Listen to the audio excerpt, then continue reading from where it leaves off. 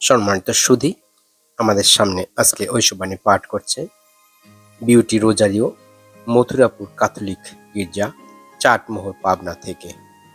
আজকে আমাদের জন্য ঐশবাণী মথি 9 অধ্যায় 27 থেকে 31 পদ।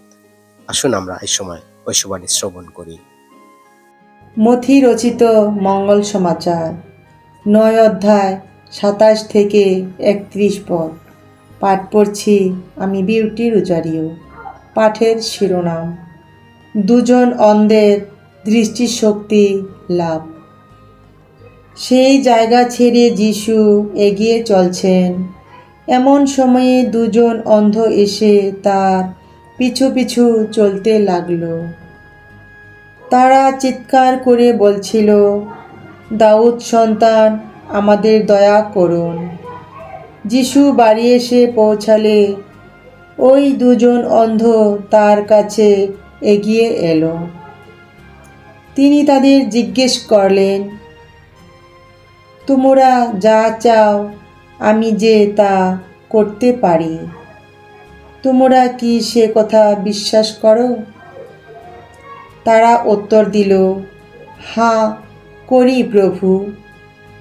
তখন যিশু তাদের চোখ স্পর্শ করে বললেন, তোমরা যেমন বিশ্বাস করো তোমাদের তেমনই হোক। আর সঙ্গে সঙ্গে তাদের দৃষ্টিশক্তি ফিরে এলো। যিশু তখন কঠোরভাবে তাদের সতর্ক করে দিয়ে বললেন, দেখো, কেউ যেন এ কথা জানতে না পারে।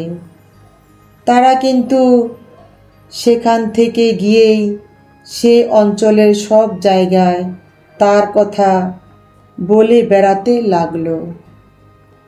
এই হলো খ্রিস্টের বাণী। খ্রিস্টপ্রভুর প্রশংসা হোক। আমরা এই মুহূর্তে যে বাণীটি শ্রবণ করলাম তার উপরে কয়েকটি কথা আপনাদের সামনে সহভাগিতা করছি। আজকের পাঠের মূল ভাব: আমাদের অন্তরের আকাঙ্ক্ষাই আমাদের প্রার্থনা। যে বিশ্বাস করে সে বিফল হবে না। বিশ্বাস আমাদের জীবনকে পরিবর্তন করে। তাই ঈশ্বরের উপর বিশ্বাস রাখো। আমি তোমাদের সত্যি বলছি, কেউ যদি বিশ্বাস করে ওই পাহাড়টাকে বলে, এখান থেকে ওঠো আর সমুদ্রে গিয়ে ঝাঁপিয়ে পড়ো, আর অন্তরে যদি কোনো সংশয় না থাকে, বরং এই বিশ্বাস থাকে যে সে যা বলেছে তাই ঘটবে, তাহলে তার জন্য সত্যি তা ঘটানো হবে। আর সেই জন্যই আমি তোমাদের বলছি, প্রার্থনায় তোমরা যখন যা কিছু চাও তখন বিশ্বাস করো যে তোমরা তা পেয়েই গেছো, আর সত্যি তোমাদের জন্য তা দেওয়া হবে। বিশ্বাসের জীবন হচ্ছে একটা যাত্রা, যার মধ্য দিয়ে প্রতিদিন আমাদের সামনে যেতে হবে। এটা শুধুমাত্র মনের ব্যাপার বা চিন্তার ব্যাপার নয়, বরং গোটা জীবনের সাথে তা জড়িত। ঈশ্বরকে দেখার জন্য বা পাবার জন্য আমাদের বিশ্বাসী হতে হয়।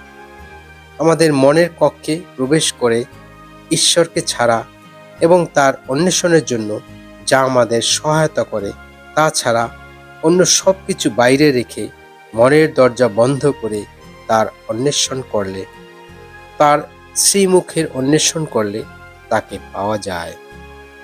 আর এইভাবেই আমরা সেই বিশ্বাসপূর্ণ, সেই অদম্য আলোতে গিয়ে পৌঁছতে পারব। পূর্ণ হবে মনের আশা। আজ মঙ্গল সমাচারে দেখতে পারি যে বিশ্বাসপূর্ণ মনে যে যা চেয়েছে তাই পেয়েছে। তাই একবার লক্ষ্য করি আমাদের নিজেদের উপর কতটুকু বিশ্বাস আমাদের আছে। আমাদের জীবনটাকে যদি পরিপূর্ণভাবে বৃদ্ধি ঘটাতে চাই, তাহলে প্রার্থনা ও বিশ্বাস একান্ত প্রয়োজন। তাই আমাদের সকল আশা বা আকাঙ্ক্ষা হবে আমাদের প্রার্থনা, আমাদের বিশ্বাস।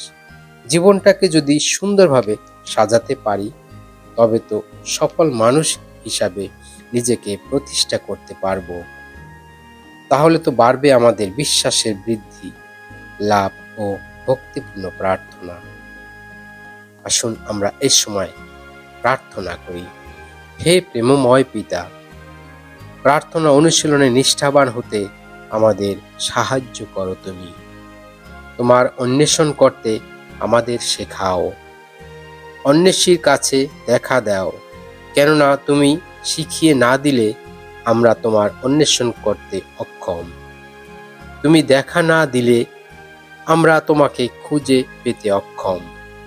তোমাকে অন্বেষণ করে বাসনা করি। আমাদের প্রার্থনার জীবনে যে সমস্ত বাধা রয়েছে তা দূর করতে এবং প্রার্থনার মধ্য দিয়ে তোমার মঙ্গল ইচ্ছা বুঝে সে অনুসারে কাজ করতে আমাদের সাহায্য করো। এই প্রার্থনা করি আমাদের প্রভু যীশু খ্রিস্টের নামে, আমেন।